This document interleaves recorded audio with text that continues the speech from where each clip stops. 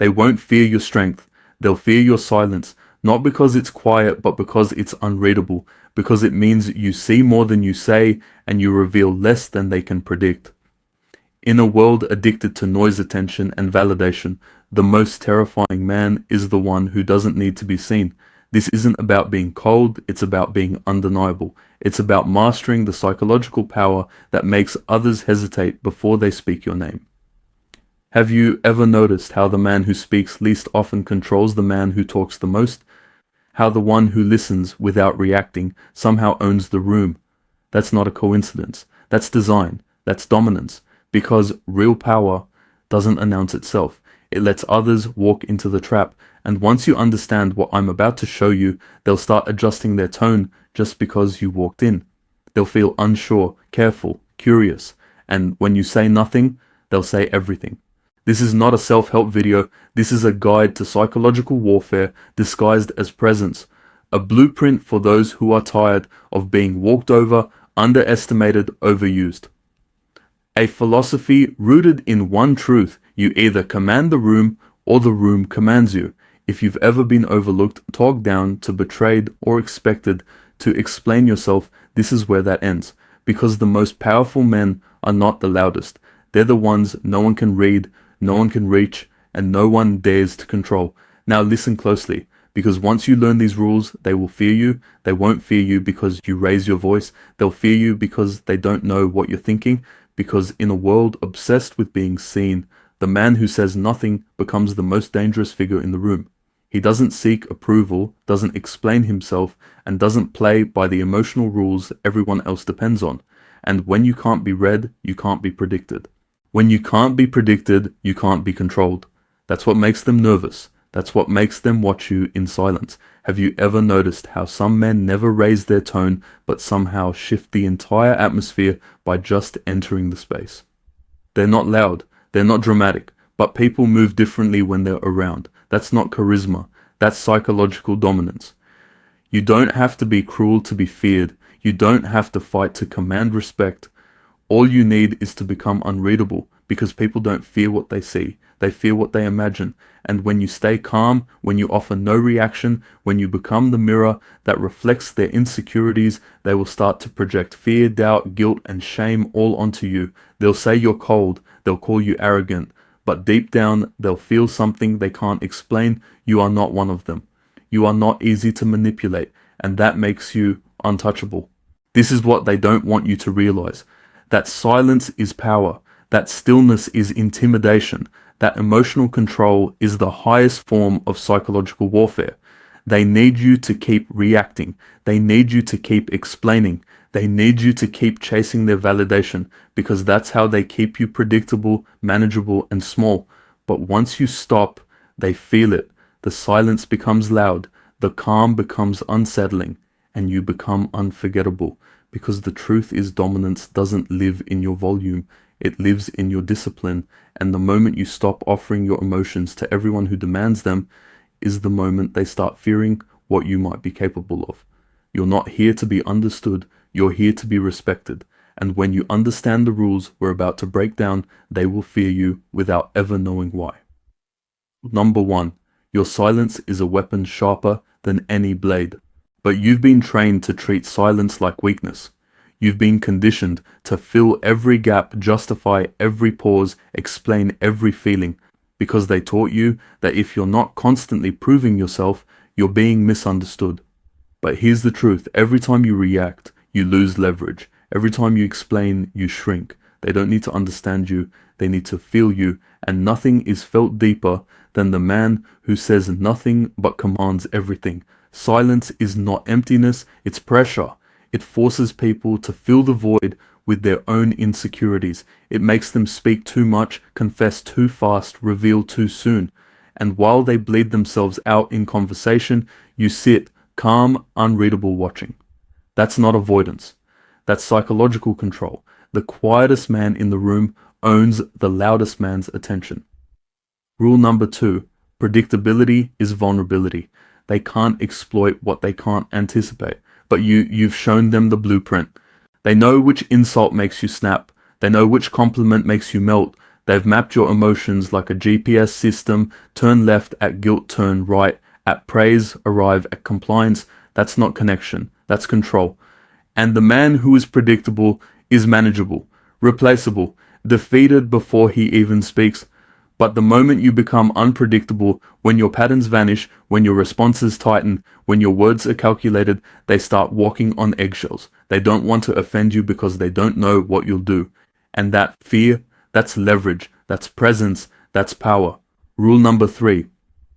In the absence of clarity, people will project their fears onto you. And if you're silent, calm, still, they will start inventing stories to explain your behavior. They will call you arrogant, untrustworthy, even dangerous, not because you are any of those things, but because your emotional self-control breaks the illusion that they are in control. That's the part they don't say out loud. They'll accuse you of playing games, of being too cold, too distant. But deep down, what they feel is this: you no longer follow the script. You've stopped dancing to the rhythm they expect. And that scares them. You're not being punished for being bad. You're being punished for being free. Let that sink in. How many times have you explained yourself just to calm someone else's discomfort? How many times have you apologized, not because you were wrong, but because they couldn't handle silence? Every time you broke that silence, you broke your own power, but not anymore. From this point on, you speak less, you reveal less, you observe more, you stop chasing approval and start creating tension. You let your stillness haunt them, and in that space, you become untouchable. Rule number 4, whoever controls your emotions controls you. That's the rule no one wants to admit, because if you're honest, you'll realize how often people have pulled your strings without ever raising their voice. You didn't give them permission, but they knew the buttons to push. One look, one word, one silence. And suddenly, you're explaining yourself, apologizing for things you didn't do, proving your worth like your dignity was on trial. That's not connection, that's emotional captivity. Most people aren't held back by force, they're held back by their own emotional leash, the guilt, the shame, the insecurity that others carefully wrap around their mind. And once it's tight enough, you'll beg for their approval, defend yourself when you've done nothing wrong, and feel grateful just to be tolerated. And the worst part, you'll think it's your fault. Rule number 5. Vulnerability must be earned. You've been told that authenticity means openness, that being real means revealing everything, but that's a lie designed to disarm you. The world doesn't want your truth. It wants your weakness so it can use it against you. It wants your wounds so it can press harder. That's why the Machiavellian mind shares selectively. It reveals pain to the trustworthy. It reveals truth to the worthy. Everyone else gets silence, calm, mystery. You do not owe the world your transparency, because what happens when you give everything away? They don't respect you, they consume you, you become the open book they scribble on. The man who bleeds in front of everyone stops being human, he becomes entertainment. But the man who holds his cards, who reveals only what strengthens his position, that man becomes a fortress, a psychological enigma, a riddle no one can solve. And because they can't read you, they tread carefully. That's power. Rule number 6. Guilt is the leash they use to lead you. Think about how often you've obeyed guilt like a master. You said yes when you wanted to say no. You forgave someone just because they looked disappointed. You lowered your standards because they said you were being too much. Not because you were wrong, but because you didn't want to feel like a villain. But here's the truth. You are not selfish for having limits. You are not cruel for saying no. You are not wrong for putting yourself first. You've been emotionally manipulated into believing that self-respect is a crime, that boundaries are punishments, that protecting your energy makes you the bad guy. And that's the trap, because the moment guilt enters, the equation control is lost. You're no longer acting from clarity, you're reacting from shame.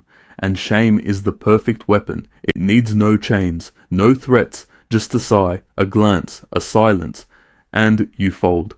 But not anymore. From now on, guilt will knock, and you won't open the door. You'll feel it, but you won't obey it. You'll recognize the game, and you'll walk away without explaining yourself. And when you stop responding to guilt, when you stop exposing your inner world, when you stop letting them dictate how you feel, you don't just become dangerous, you become uncontrollable. Rule number 7. People obey what they don't want to confront. Let that settle in. It's not power that makes them submit, it's discomfort. Most people would rather agree than challenge, rather stay quiet than disrupt, rather surrender than feel the weight of confrontation. And once you understand this, you'll see the truth. You've been manipulated, not through force, but through fear of being disliked. You didn't say yes because you wanted to. You said yes because no felt too heavy. That's how they win. They don't demand, they suggest, they imply, they build a silent pressure where refusing makes you feel cruel, where standing up for yourself feels like betrayal, and without even realizing it, you give in, again and again. But here's the truth. No one wants to say the more you avoid conflict, the more power you give away, because what you're too afraid to confront will eventually own you. Rule number 8. Weakness is advertised in apologies that were never asked for. Watch how people shrink before they even speak. Sorry, but I can't. Sorry, I don't agree. Sorry, I need space. Why are you sorry?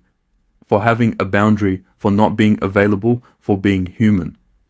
The manipulator doesn't need to hear the word yes. They only need to hear your apology, because that tells them everything. It tells them you're primed to submit, that even when you resist, you'll do it softly, that you'll trade your voice for their comfort, and so they push a little harder and you fold a little faster. Stop apologizing for existing. Stop apologizing for your truth. Apology is not a prelude to self-erasure. It is not the fee for your presence. Let your no be clean. Let it be cold. Let it be final. Rule number 9. They will praise you to own you. And here is the darkest revelation of all, because some of the kindest words you've ever received were traps. You're so patient. You're always there for me. You're better than most people. But praise is not always admiration. Sometimes praise is strategy. They compliment your loyalty because they want it to continue. They admire your sacrifice because it serves them. They flatter your kindness so you'll never stop giving it even when it breaks you. You think you're being seen. In reality, you're being shaped. Because once you need praise, once you start performing for approval, you become controllable. They won't have to demand anything. You'll do it on your own just to keep that validation coming. And when you're empty, drained, resentful, they'll disappear.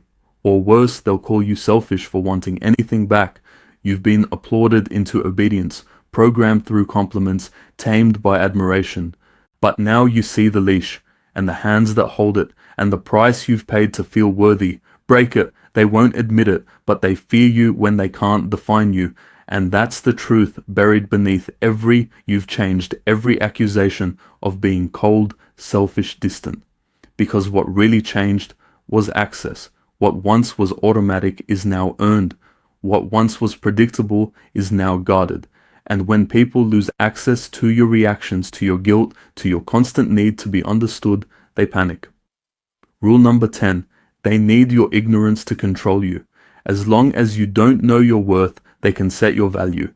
As long as you need their approval, they can deny it like a drug dealer controls a desperate addict.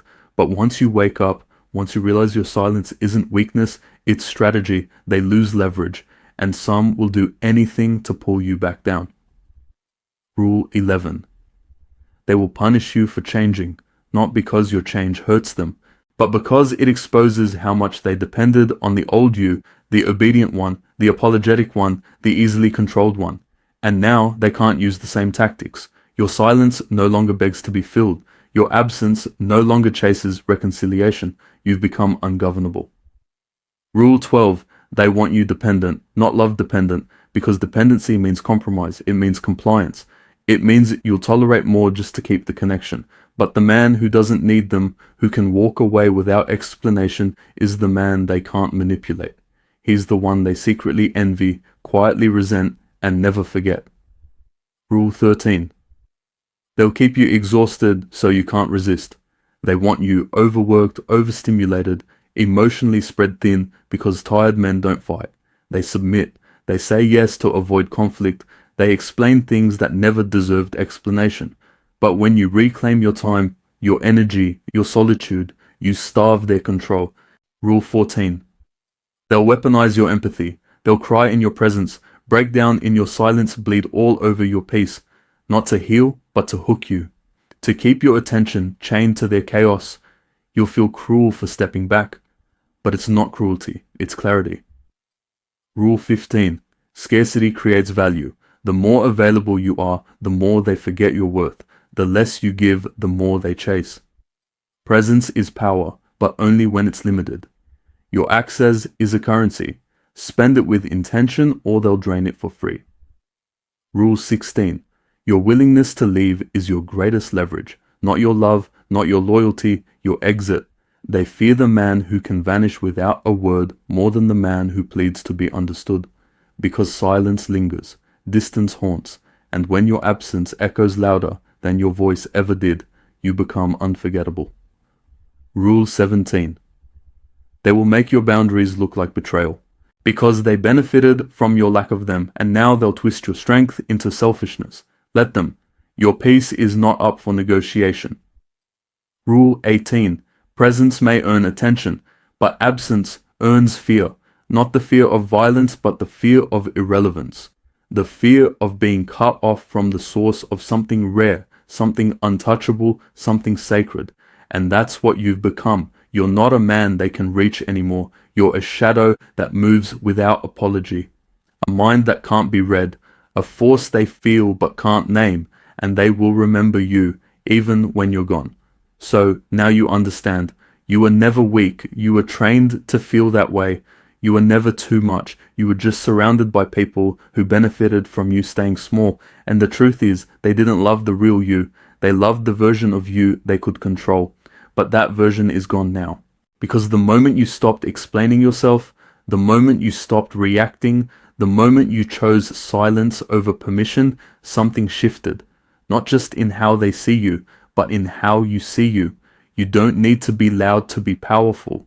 You don't need to be feared to be free. You just need to stop being available to people who only value you when you're easy to use. That's the part no one told you. That silence is strategy. That distance is clarity. That restraint is dominance. They will call you cold. Let them. They will say you've changed. You have. They will try to pull you back, but you won't move. Because once you've tasted self-respect, no amount of validation can buy your silence again. So let this be your new foundation. You don't beg. You don't chase. You don't explain. You stand still and let the world bend around you. If this message hit you harder than you expected, that's not a coincidence. That's the part of you that's been buried rising. And if you're done being someone's emotional puppet, if you're ready to stop being managed and start being remembered, drop a comment and say, no more apologies. Save this video, you'll need to come back to it when the guilt creeps in. And subscribe now, because this is just the beginning. What comes next? That's where you become untouchable. They will fear you, not because you're loud, but because you finally stopped giving yourself away.